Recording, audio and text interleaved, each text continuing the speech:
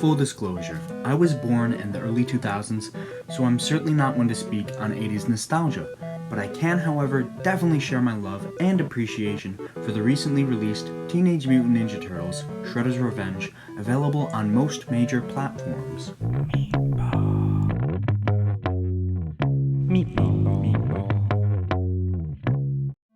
I have always had mixed feelings on arcade beat-em-ups. Sometimes they work for me, and sometimes they don't. It's mostly a critique on the genre itself and not each specific game, but Shredder's Revenge works. It works better than I ever could have hoped. The game includes 16 levels I absolutely tore through. I went through all of them in one sitting. Your first playthrough will probably be around 2 to 2.5 hours. But it also includes 6, but actually 7, unique playable characters, all with their own attributes and skills. For example, Michelangelo has incredible speed, but lacks range and power, while Donatello has incredible range and moderate speed.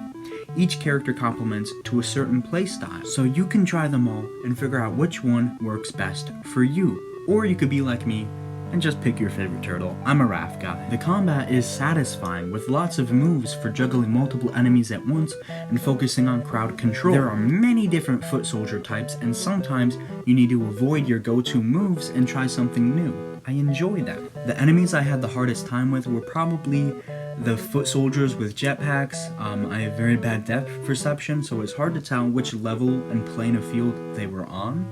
But that's just me, you're probably gonna have no trouble with them. The skateboarding levels were a nice touch to keep things fresh, although they are essentially reskinned regular levels. Also, I have to say, I do appreciate the fact that they're not just oversaturated, I suppose. It's not every other level is a skateboarding level, there are only a few sprinkled in throughout the entire game. That's nice. The boss fights are all unique, of course, in combat and environment, which is another thing I should mention. The use of environment works very well in this game. Tossing traffic cones into enemies you can't get close to, slamming foot soldier after foot soldier into dumpsters and mailboxes, and trying to break every item in a stage looking for collectibles that boost your experience. Which, I need to say this, it has to be said, each level, each stage is just delightful, whether it's brawling through the mall or heading down to Coney Island to fight an old friend. It's just enjoyable. It's bright, vibrant, and fun. The game is well balanced, and I'm looking forward to cranking up the difficulty and trying out each character. I can see this game becoming a new favorite pastime of mine after work or in between projects. It's short, sweet, and all around a blast. Not to mention, the replayability is right there.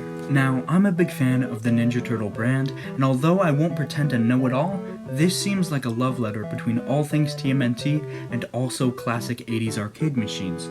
So if you're a fan of either, please try this game. Plus, what you unlock after beating the story mode of this game, I won't spoil it, but it just put a big stupid grin on my face, and I think if you're a fan of TMNT, you will definitely enjoy it too. Teenage Mutant Ninja Turtles Shredder's Revenge, long name, is special and should be treated as such. Rarely does a game come around that makes you feel so at home. For me, it's an easy 5 out of 5, no questions asked. I recommend this game to any fans of the Turtles or for anyone looking for a quick escape from the complicated world we live in right now. Just an overall wholesome and happy experience that doesn't come around too often.